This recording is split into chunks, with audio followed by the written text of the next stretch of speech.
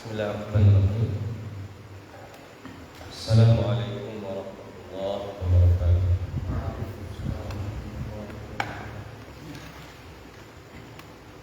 Alhamdulillahirabbil alamin. Alhamdulillahilladzi hadana li hadza wa ma kunna linahtadiya laula an hadana Allah.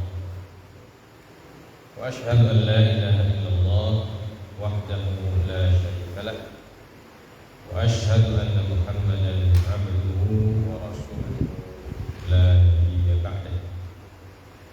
Allahumma salli wa sallim wa barik ala nabiyyina Muhammadin sallallahu alaihi wasallam wa ala alihi wa ashabihi wa man tabi'ahum bi ihsanin ila yaumiddin. Amma ba'd. Rabbi zidna ilman warzuqna fahman. Allahumma inna nas'aluka ilman nafi'an wa rizqan thayyiban wa amalan mutaqabbal.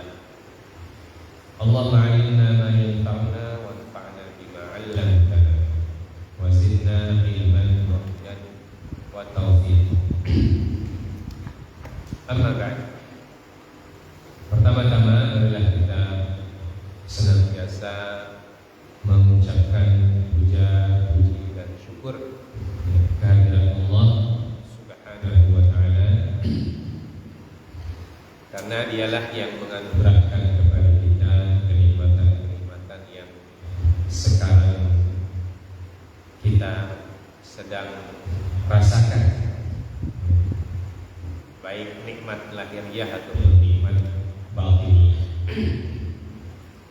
Salawat dan salam tak lupa kita sampaikan kepada junjungan kita, suri teladan kita, Nabi Muhammad sallallahu alaihi wasallam, serta para keluarga dan sahabat-sahabat beliau dan seluruh kaum muslimin sampai hari kiamat yang tetap setia menjalankan syariat yang beliau wariskan kepada kita semua. Jamaah sekalian yang dimuliakan oleh Allah Azza wa Jalla, kita kembali melanjutkan pelajaran kita yang menyambung pelajaran yang pekan lalu dari kitab Fiqh Sunnah, masih berkenaan dengan masalah-masalah atau hukum-hukum yang berkaitan dengan qisas.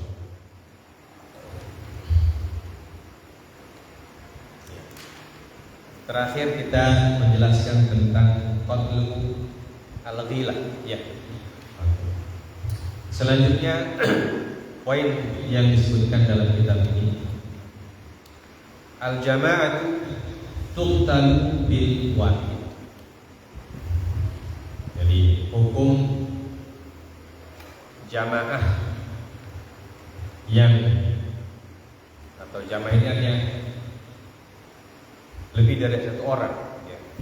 Kalau ada lebih dari satu orang yang melakukan tindakan kriminal terhadap satu orang, jadi atau dua atau tiga orang yang bersepakat untuk melakukan tindakan kriminal terhadap satu orang, hukumnya ya. Kita sudah sebutkan lalu kita sudah singgung sedikit tentang hal ini, ya. Namun di sini dijelaskan secara lebih khusus. Kalau yang lain itu berkaitan dengan apa? Syarat-syarat qisas itu, ya.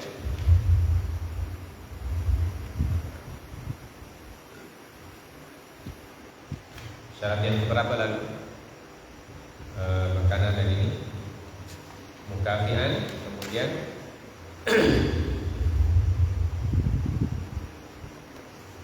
apa? Yang keberapa? Sudah disinggung belum? Pernah disinggung? Ya. Kalau belum pernah disinggung, kita memang akan membahasnya. Ya, disebutkan dalam kitab ini Berkata muallif rahimahullah, "Idza jatama'a jama'atun ala qatli wahidin fa innahum yuqtaluna bihi jami'an. Sawa'un akanatil jama'atu katsiratan am qalilatan. Walau lam yubashir al-qatla kullu wahidin minhum. Lima rawahu Malik fil Muwatta an Umar bin Al-Khattab qatala nafaran bi rajulin wahid qataluhu qatla ghilah. Wa qala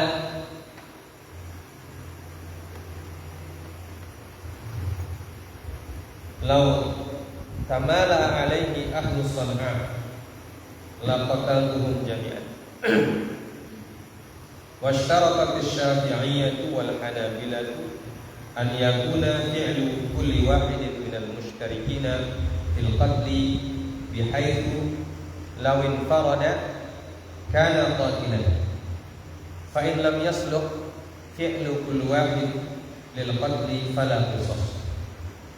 Wa qala Malik al-amru 'indana annahu yuqtalu fil 'amdi ar-rijalul aqam birrajulil hurril wahid wan nisa bil mar'ati kadzalik wal 'abidu bil 'abdi kadzalika ayatan. Wa fil musawwa qala wal 'amalu 'ala hadha inda aktsari ahli al-'ilm qala idza ijtama'a jama'atun 'ala qatli wahidin yuqtaluna bihi qisasan. Wa qad ra'a haula'i al-fuqaha anna dhalika huwa al-maslahah li'anna al-qisasa syar'un li hayatil anfus falau lam taqtul jama'atu bil wahid lakana kullu man arada an yaqtula ghayrahu ista'ana bi syuraka'in lahu hatta la yuqada minhu. Wa bidzalika tabqulul hikmatu min syar'iyyatil qisas.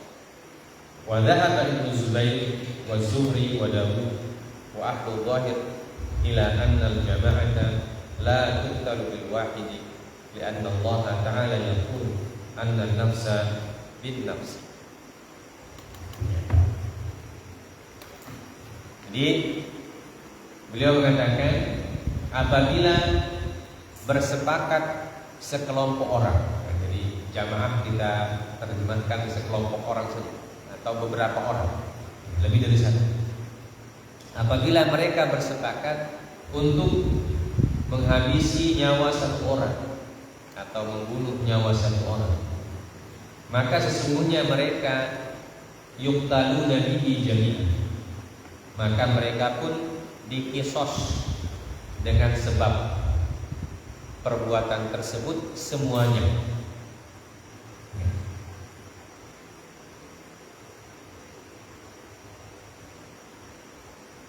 Sama hukumnya apakah jamaah itu banyak orang atau sedikit orang. Walaupun setiap orang tidak terlibat secara langsung dalam tindakan tersebut. Berdasarkan apa yang diriwayatkan oleh Imam Malik dalam kitab beliau Al-Muwatta, bahwasanya Umar bin Khattab radhiyallahu taala anhu menghukum mati sejumlah orang dengan sebab satu orang saja yang mereka bunuh secara ghilah. Kita sudah sebutkan kemarin definisi ghilah ini. Dan beliau mengatakan, Umar mengatakan, "Lau tamala alaihi ahlu San'a laqatalhum jami'an." Apa artinya? Andaikan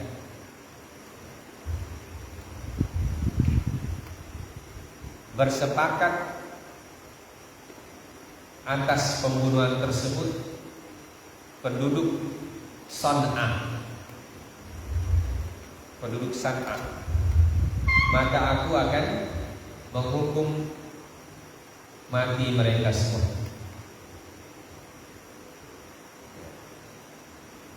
Nah, ini yang disebutkan dalam kitab ini. Jadi kesimpulannya dalam pendapat jumhur ini pendapatnya jumhur ulama, pendapat mayoritas para ulama ini, kalau ada sekelompok orang bersepakat ini artinya mereka bermusyawarah tentunya, ya, bermusyawarah untuk menghabisi nyawa seseorang, nyawa satu orang. Jadi yang mereka menghabisi itu cuma satu orang. Nah, ini yang sepakat ini lebih dari satu orang, ya, baik itu sedikit atau banyak, 2, 3 atau sekian, ya, terserah berapa jumlahnya. Yang penting lebih dari satu orang, namanya jamaah. Dan jamaah itu di dalam penjelasan para ulama fikih bahwa paling sedikit jamaah itu 2. Jadi kalau ada orang yang sholat berjamaah 2 orang, maka disebut sholat jamaah. Jadi paling sedikitnya 2 atau di atas, karena tidak ada orang itu satu steg, ya. Ada orang satu steg, satu orang tambah steg, tidak ada, ya? Jadi 2 ke atas disebut jamaah. Makanya kalau kita sholat 2 orang disebut sholat jamaah juga. Nah, ini andaikan mereka itu sepakat untuk menghabisi nyawa satu orang, maka semua mereka ini kalau terbukti terlibat, walaupun terlibatnya itu ada yang terlibat langsung, ada yang terlibat tidak langsung. Artinya ada eksekutor, ada perencana. Kalau sepakat artinya kalau orang ingin melakukan tindakan bersama-sama itu tidak semuanya terlibat sebagai eksekutor, ya kan? Jadi ada dia punya istilahnya sekarang apa? Ada dia punya otak, ya. Dalam bahasa kita ini, otak utama, ada otak utamanya. Nah, ada juga yang terlibat dalam perbuatan tersebut sebagai macam-macam, sebagai pelakunya. Ya, mungkin ada yang mencari senjata, atau ada yang mencari alatnya, atau ada yang pokoknya semua lah terlibat. Ya, seperti yang kasus yang tahun lalu itu yang ramai, itu kan DP eksekutor satu saja, tapi yang terlibat di situ banyak orang. Ada yang pura-pura panggil, ada yang pokoknya semuanya terlibat semua. Ya. Nah, ini disebutkan. Walau lam yubashir al-qatlu kullu wahidin minhum. Jadi walaupun semua orang itu tidak terlibat secara langsung dalam eksekusinya, tapi mereka terlibat dari semua, dari mulai perencanaan, kemudian proses sampai terjadi peristiwa kriminal tersebut. Jadi prosesnya itu lama, ada yang lama, ada yang sebentar, ya. Maka dalam pendapat yang pertama oleh jumhur ulama dikatakan kalau mereka semua terbukti terlibat, ya, semuanya terbukti terlibat, maka apa hukumnya? Hukumnya adalah yuqtaluna bihi jami'an. Maka semua orang yang terlibat itu dihukum qisas semuanya. Dihukum qisas semuanya. Dalilnya apa? Dalilnya hadis yang diriwayatkan oleh Imam Malik rahimahullah dalam kitab Al-Muwatta, di mana peristiwa yang terjadi pada zaman Umar bin Khattab radhiyallahu taala, bahwa beliau pernah menghukum nafar. Ya, nafar ini artinya orang yang lebih dari 2. 3 orang ke atas namanya nafak, ya. Atau sekelompok orang lah kita membahasakannya, satu kelompok orang. Ya. Mereka ini dihukum semua oleh Umar bin Khattab karena melakukan tindakan kriminal terhadap satu orang. Jadi mereka sepakat untuk menghabisi nyawa satu orang. Dan setelah disidang, tentu tetap harus disidang juga, tetap disidang. Dan terbukti bahwa semua mereka terlibat dalam proses itu, dalam proses tindakan kriminal itu. Nah, setelah terbukti dan mereka pun melakukan tindakan itu dengan cara ghilah. Ya, ghilah itu seperti apa yang kita sudah sebutkan lalu, orang yang ditipu, ya. Ditipu dia, kemudian dihabis. Namanya qatlul ghilah. Disebutkan wa an yakhda'ahu hatta yukhrijahu ila mawdi'in yukhfa fihi thumma yaqtul. Orang yang ditipu dibawa ke suatu tempat dan dihabisi di tempat tersebut. Jadi tempatnya mereka sudah rencanakan di mana mau dilaksanakan itu eksekusi. Dan bagaimana caranya supaya orang yang jadi sasaran itu bisa ke situ. Maka dibuatlah strategi atau makar atau konspirasi, supaya orang yang jadi sasaran itu masuk ke perangkap. Istilahnya diperangkap, diperangkap. Ghilah itu perangkap, seperti orang membuat perangkap apabila dia berburu hewan, jadi dibuatkan perangkapnya di suatu tempat, kemudian hewan itu digiring, supaya dia ke tempat yang sudah ada perangkapnya.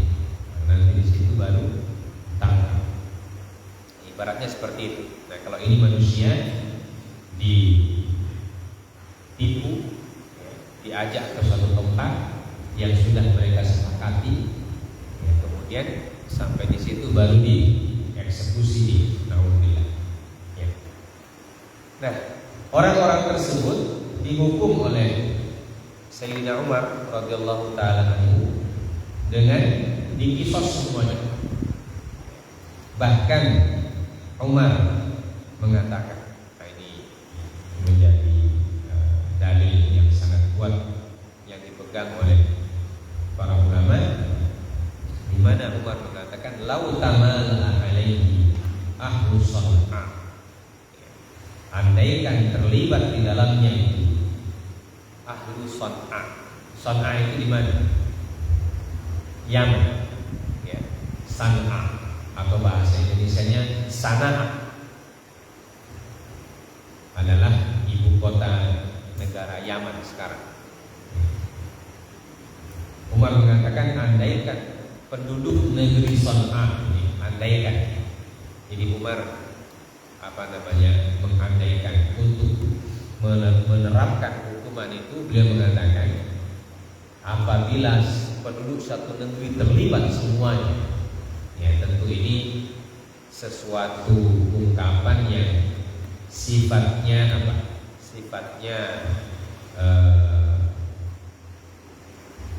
perumpamaan atau personifikasi atau hiperbol, untuk menegaskan maksudnya, untuk menegaskan bahwa hukumannya, kata Umar bin Khattab, andaikan penduduk suatu negeri terlibat semua dalam tindakan kriminal itu, maka saya akan hukum semuanya dengan hukuman mati, dikisos semuanya, dengan catatan bahwa semua orang itu terlibat. Karena ini kan setelah persidangan baru divonis. Setelah terbukti dalam persidangan, maka mereka divonis semuanya dengan hukuman kisos atau hukuman mati. setelah itulah baru Umar mengatakan seperti itu. Jadi apabila ada orang yang satu desa semua yang terlibat, ya maka harus dihukum. Artinya semua orang yang melakukan tindakan harus bertanggung jawab terhadap tindakan ini.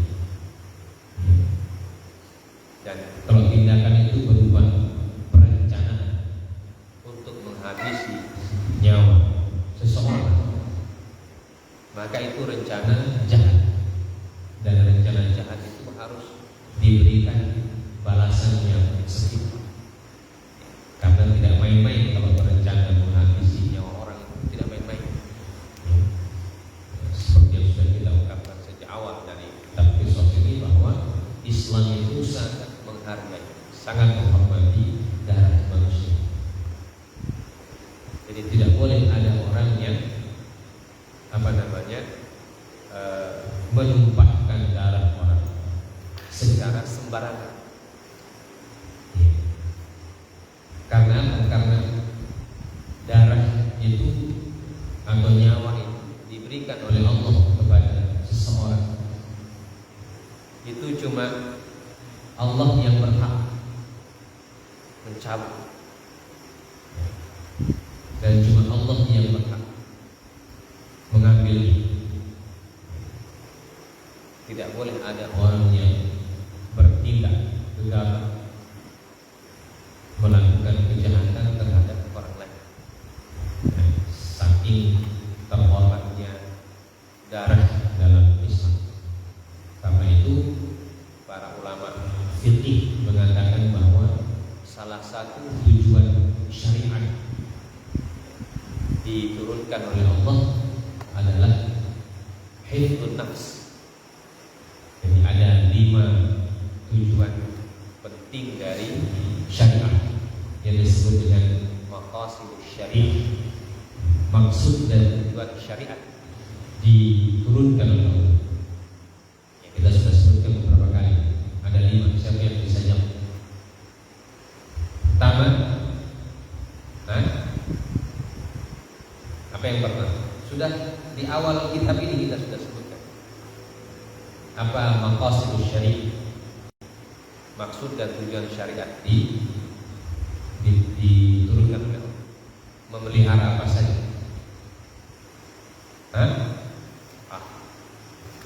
Tidak pernah dibaca ini catatan. Ya. Memelihara jiwa atau memelihara nyawa atau darah. Ya, satu.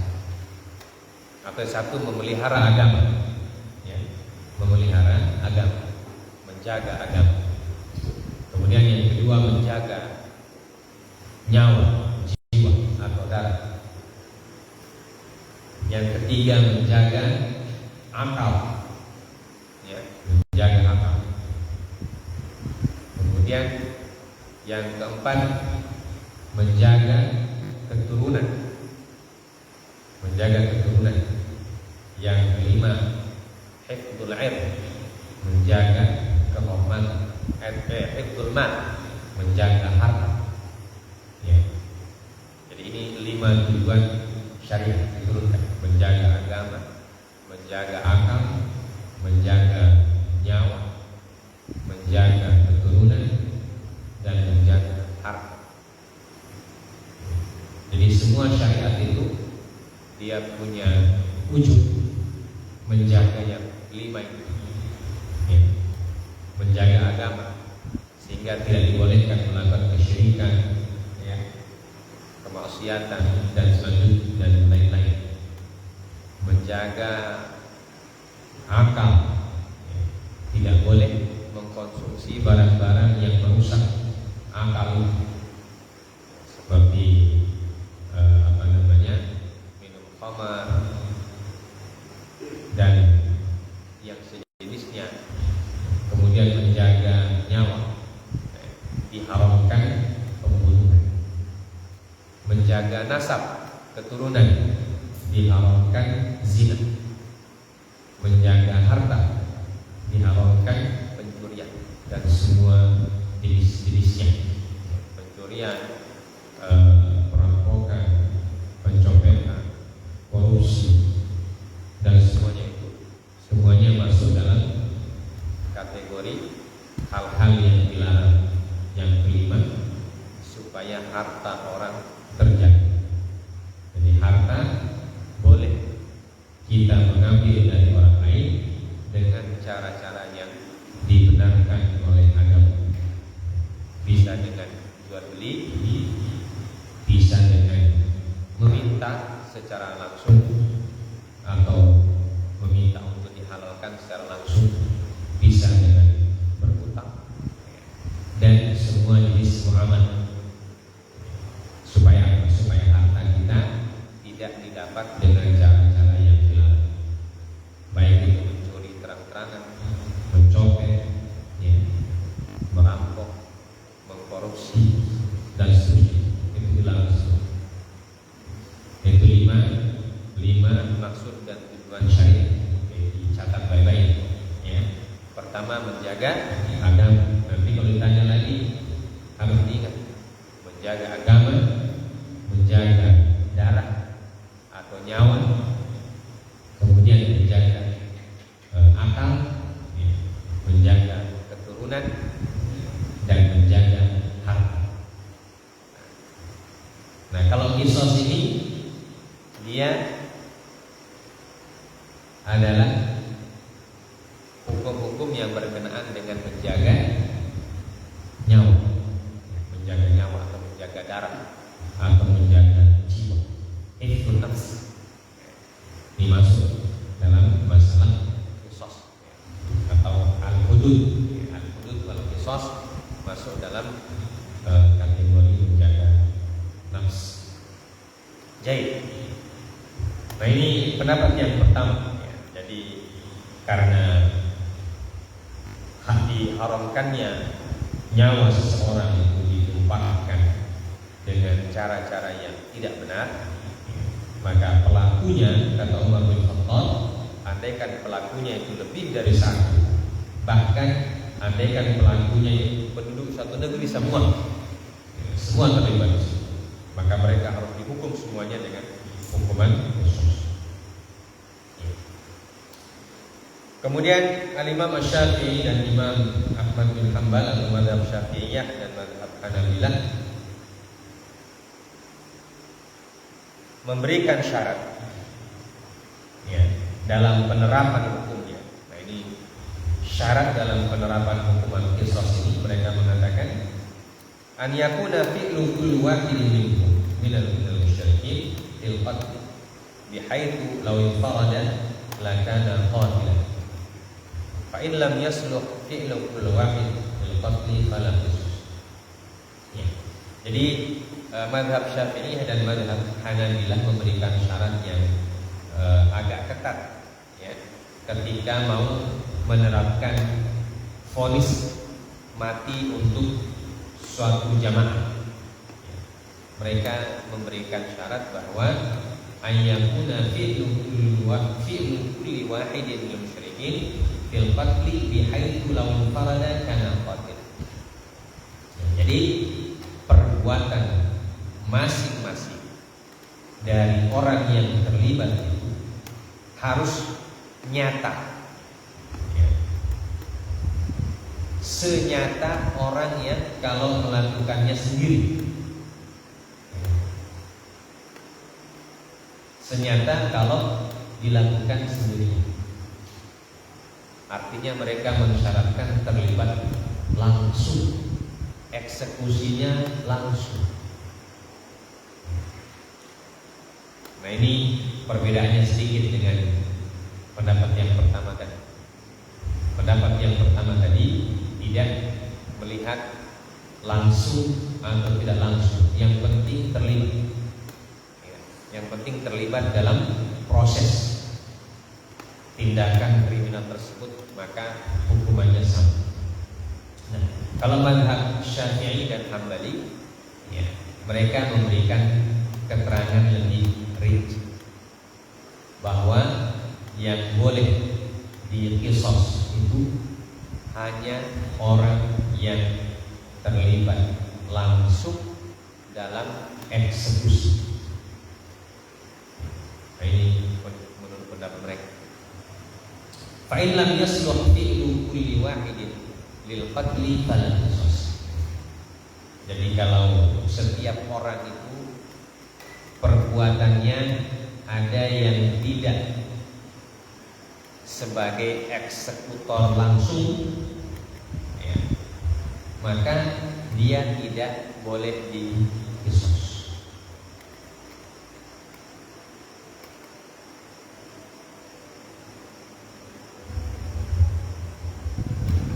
Dan ini yang diterapkan kayaknya sekarang. Ya, kalau sekarang itu kan eksekutornya, kalau dia merangkap sebagai otak perencana, maka dia dihukum paling berat. Sedangkan orang yang terlibat tetapi tidak menjadi eksekutor, dihukumnya lebih ringan, tidak sampai hukuman mati. Ya, tidak sampai hukuman mati. Kalau hanya sebagai misalnya sebagai pengantar, sebagai sopir yang terlibat di situ, atau orang yang berjaga-jaga dan lain sebagainya. Nah, itu biasanya hukumannya tidak sampai hukuman maksimum. Tapi kalau eksekutornya, ya, apalagi dia punya otak perencanaan dari tindakan tersebut, maka itu biasanya di hukumnya maksimum. Dan berkata Imam Malik, tadi pendapat Syafi'iyah dan Hanabilah, kemudian Imam Malik mengatakan al-amru indana annahu yuqtalu bil amdi ar-rijal al-aqrar bil rajul al-hur al-wahid wan nisa al-mar'ah kadzalika wal 'abid bil abdi kadzalika. Nah, Imam Malik memberikan syarat bahwa mereka harus sama derajatnya, sama seperti pendapat beliau di poin atas syarat yang mukafian, ya, an yakunal maqtulu mukafian lil qatil. Ya, beliau mensyaratkan bahwa jamaah yang banyak itu harus satu derajat dengan orang yang menjadi korban. Misalnya orang merdeka dikisos kalau mereka melakukan tindakan kriminal kepada orang yang merdeka juga. Jadi ada 3 orang merdeka atau 4 atau 5 misalnya, mereka melakukan tindakan kriminal kepada 1 orang merdeka. Jadi sama-sama merdeka. Ini syarat dalam mazhab Imam Malik. Jadi kalau sama-sama merdeka, maka dihukum dengan qisas. Atau perempuan dengan perempuan. Jadi perempuan 2 atau 3 atau 4 orang melakukan tindakan kepada perempuan, 1 orang perempuan yang sama-sama merdeka juga. Jadi harus sejenis, ya. Kalau dalam mazhab Imam Malik itu harus sejenis dan sederajat.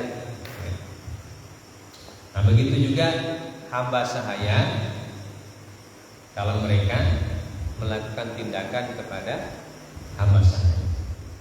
Jadi hamba sahaya banyak, ya, budak-budak, kemudian melakukan tindakan kepada seorang budak. Dan beliau mengatakan wal amalu ala hadza inda aktsari ahli ilm.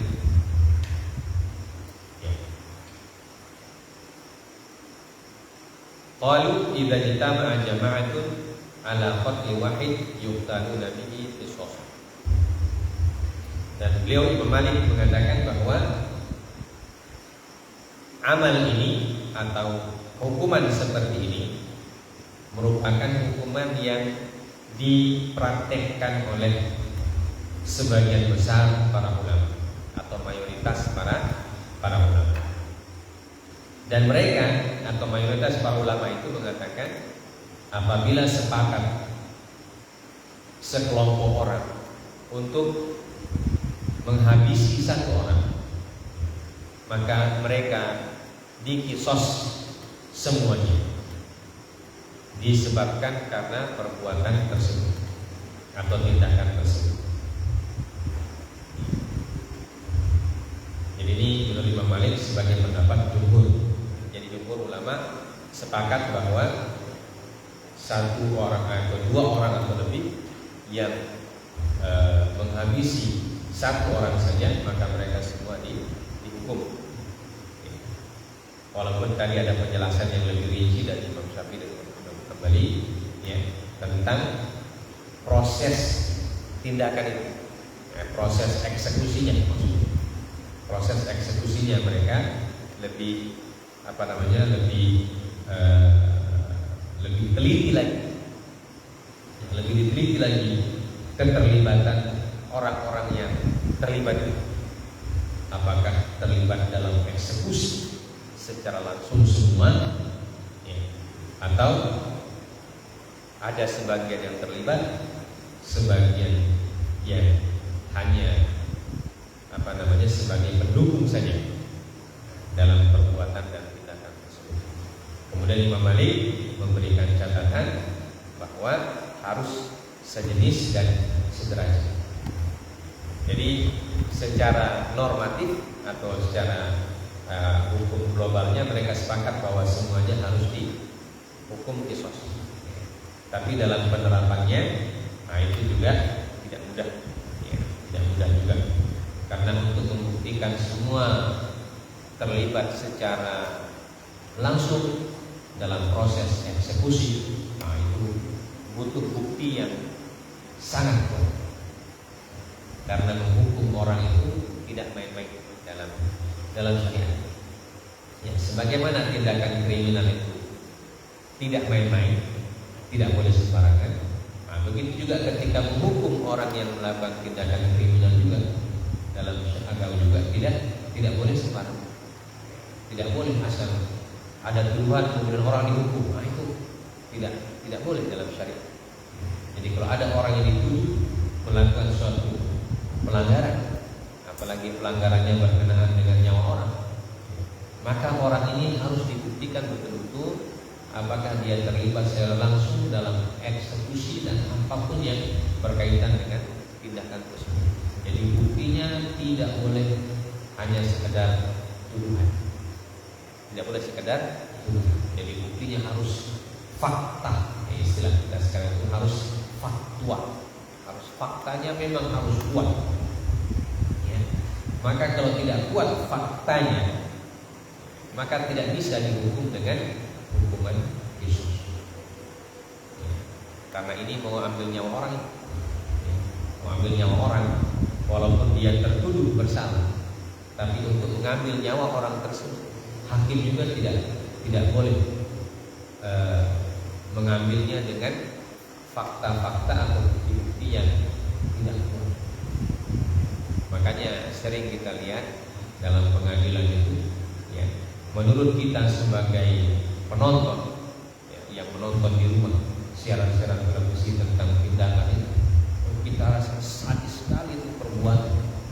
Ya, kita bilang ini harus dihukum berat ini orang. Tapi ketika hakim meneliti di persidangan di pengadilan dan hakim tidak menemukan bukti-bukti yang sangat kuat, maka hakim tidak bisa tunduk kepada perasaan penonton. Ya. Tidak bisa tunduk kepada perasaan penonton. Dia harus mengambil vonis berdasarkan fakta yang dia dapatkan di persidangan. Bukan fakta di luar sidang, tapi fakta di sidang. Makanya orang yang jadi saksi itu kan disumpah juga. Dan pembicaraan kita setelah apabila kita disumpah atau di luar sumpah itu beda dia punya hukum. Jadi kalau kita bicara sebelum disumpah, begitu disumpah kita bicaranya beda, maka yang dipakai yang sudah disumpah itu, yang belum disumpah itu tidak dianggap sebagai persaksian di persidangan, itu dianggap sebagai pendapat opini saja, dan itu tidak bisa dijadikan sebagai dasar memberikan vonis. Begitulah di pengadilan. Dalam syariat juga sama, ya. Dalam fikih juga sama. Model penerapannya atau model proses penghukumannya itu sama-sama. Jadi hakim harus punya fakta atau bukti yang sangat kuat supaya dia bisa memberikan vonis yang maksimal. Kemudian dia mengatakan, kenapa alasannya vonis hukuman mati semua? Anna dzalika huwal maslahah. Jadi maslahatnya itu kalau divonis hukuman kisos. Kenapa kalau tidak dihukum kisos? Karena kisos itu adalah syariat untuk menjaga nyawa tadi, menjaga nyawa orang, supaya orang yang mengambil nyawa orang lain itu harus berpikir 1 juta kali dulu baru melakukan tindakan itu. Makanya dihukum semua. Nah, kalau tidak dihukum semuanya dengan hukuman yang sama, nanti orang mengambil nyawa orang itu dengan cara apa? Mengajak teman, mengajak orang lain supaya dia tidak dikisos. Supaya dia tidak dikisos, maka dia panggil temannya atau dia ajak temannya atau siapa saja yang entah dia bayar atau bagaimana supaya tidak dikisos. Makanya untuk menghindari kelicikan pelaku itu, maka oleh syariat ditutup semua itu pintu kelicikan. Karena orang yang melakukan tindakan kriminal itu nanti ketika di persidangan dia juga berusaha untuk membebaskan diri. Ya begitulah orang bersalah, ya. Tidak mau dihukum. Tidak ada istilahnya itu, tidak ada pencuri yang mengaku. Istilahnya semua pencuri pasti tidak mengaku. Nah begitu semua jenis kesalahan.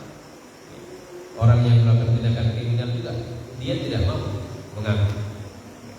Maka salah satu caranya supaya dia dikisos, ya, dia panggil banyak orang. Nah makanya para ulama mengatakan supaya kelicikan ini tidak terjadi, maka semua mereka yang terlibat itu hukum semua supaya tidak ada alasan, supaya dia tidak dikisos, maka itu kemaslahatannya di sini.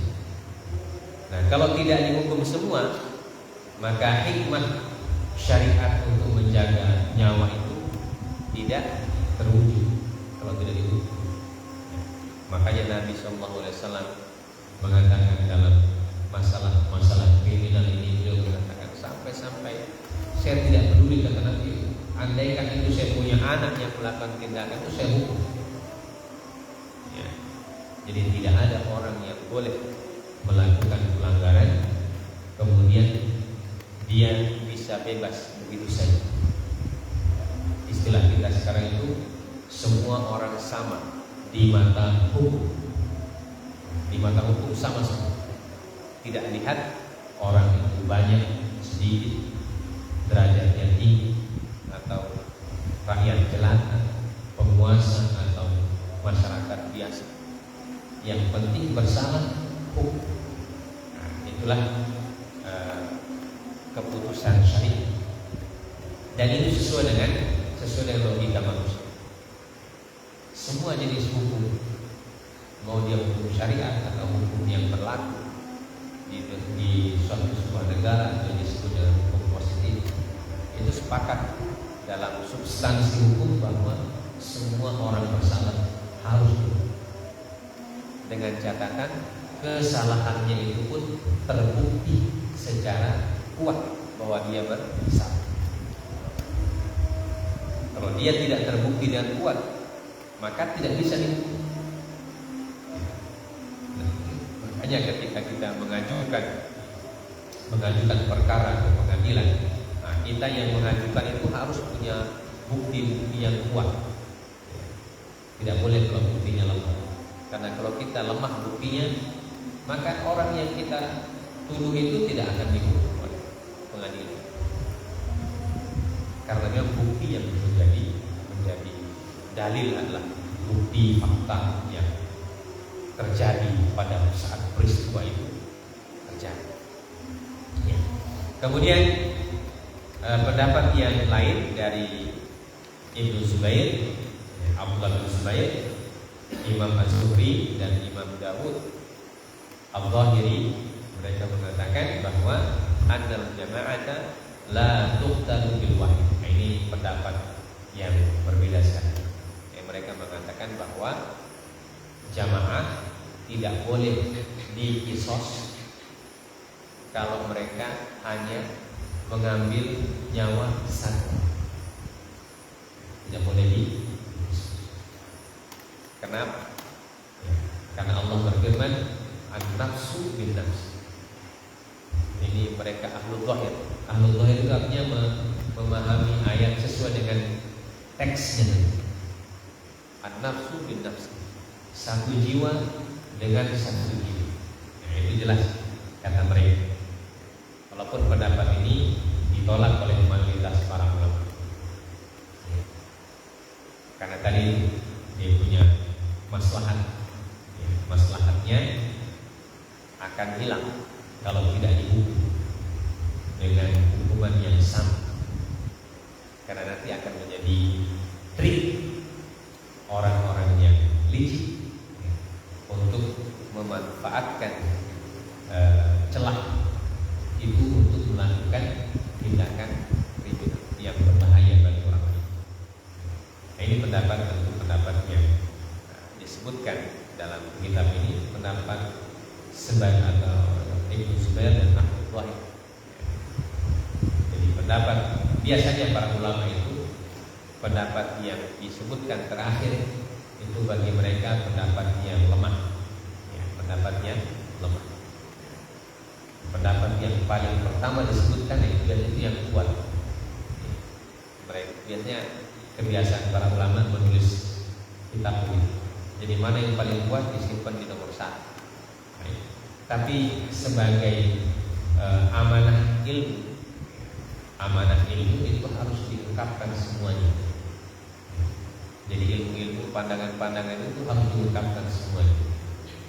Karena namanya ilmu itu harus diungkap.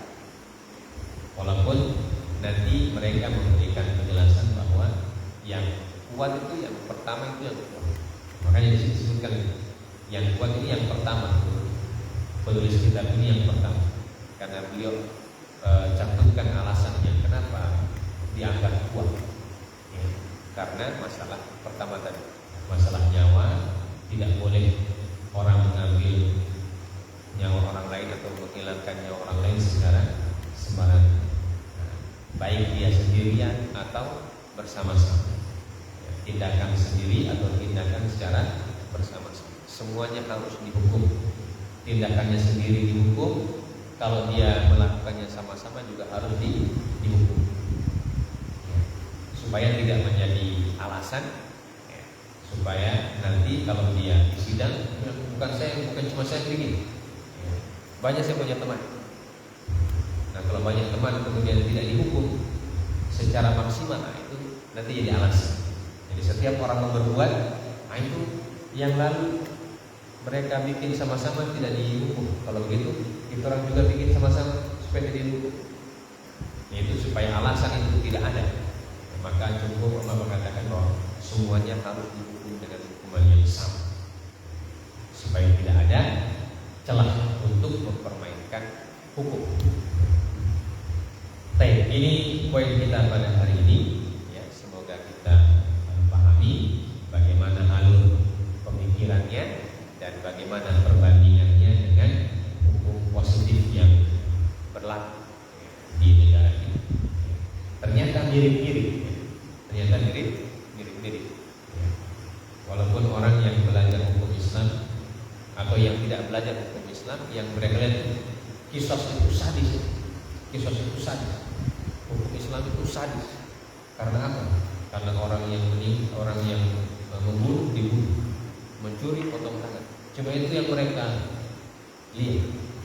tapi mereka tidak belajar dari proses awalnya sampai finishnya, sampai eksekusinya. Kalau mereka belajar dari awal, ternyata mirip-mirip juga. Ya. Karena dalam Islam juga tetap harus ada pembuktian, tetap harus ada persidangan, tetap harus juga ada fakta-fakta, saksi-saksi dan seterusnya dan seterusnya. Jadi tidak langsung kisos tidak. Nah, kisos ini adalah hukuman, kalau dalam istilah hukum kita itu hukuman maksimal. Hukuman maksimal. Dan dalam undang-undang kita juga ada hukuman maksimalnya. Ada hukuman minimalnya. Minimalnya apa, maksimalnya apa. Nanti sesuai dengan fakta-fakta yang ada, ini orang hukumannya minimal atau sedang atau maksimal. Jadi kalau kita belajar fikih secara secara tersusun rapi, maka kita memahami bahwa hukuman dalam Islam itu dia logis, sesuai dengan akal dan logika manusia. Tidak langsung tembak gitu, tidak langsung begitu, tapi sesuai dengan proses apa yang dilakukan dan apa yang dijadikan sebagai alat, bagaimana dibicara dan seterusnya. Jadi pembuktiannya harus di pengadilan. Makanya dalam Islam juga menghukum itu tidak boleh kalau dia bukan hakim. Harus hakim yang memberikan hukuman. Tidak boleh orang sembarangan. Walaupun dia ulama besar, kalau dia bukan hakim, dia tidak boleh menghukum. Dia hanya boleh menjelaskan. Nah, istilah sekarang itu sebagai akademisi. Akademisi itu orang yang bergulat dengan ilmu, menjelaskan dari awal sampai. Dan jabatannya atau titelnya mungkin profesor. Akademisi itu profesor. Tapi kalau dia bukan hakim, dia tidak boleh menghukum. Makanya kalau kita lihat setiap kasus kita sekarang ada DP ahli. Ahlinya dipanggil di sidang. Berdebatlah di situ sampai tengah malam, ya, sampai habis suara berdebat. Nah, itu prosesnya, proses penghukuman dalam syariat Islam sama saja dengan proses penghukuman dalam hukum-hukum yang berlaku. Yang beda apa? Yang beda dia punya hukuman maksimal dan minimal. Kalau di undang-undang kita kan hukuman maksimal itu kalau sekarang tidak ada hukuman mati. Ya. Kalau dulu masih ada, sekarang dihapus hukuman mati. Hukuman maksimalnya adalah penjara seumur hidup. Seumur hidup penjara. Jadi bisa mati sendiri. Jadi kalau orang dihukum, misalnya sekarang dihukum usianya 50 tahun, maka dia dihukum seumur hidupnya, jadi tambah 50 tahun. Kan orang tidak ada yang sampai 100 tahun. Sedikit sekali orang yang hidup sampai 100 tahun. Ya biasanya orang begitu 10 tahun di penjara seumur innalillahi. Karena dia penjara seumur hidup. Ya, jadi seumur hidupnya itu tidak berarti sampai mati. Bukan begitu dia bermaksud. Tapi seumur hidupnya sekarang berapa dia hidup? Kalau dia melakukan tindakan di usia 45 tahun, maka seumur hidupnya berarti 45 tahun. Kalau dia melakukan tindakan 20 tahun, berarti tambah 20. Wallahu ta'ala. Kita salat Isya. Subhanallah wa bihamdihi asyhadu an la ilaha illa anta astaghfiruka wa atubu ilaik. Wassallallahu ala nabiyyina Muhammad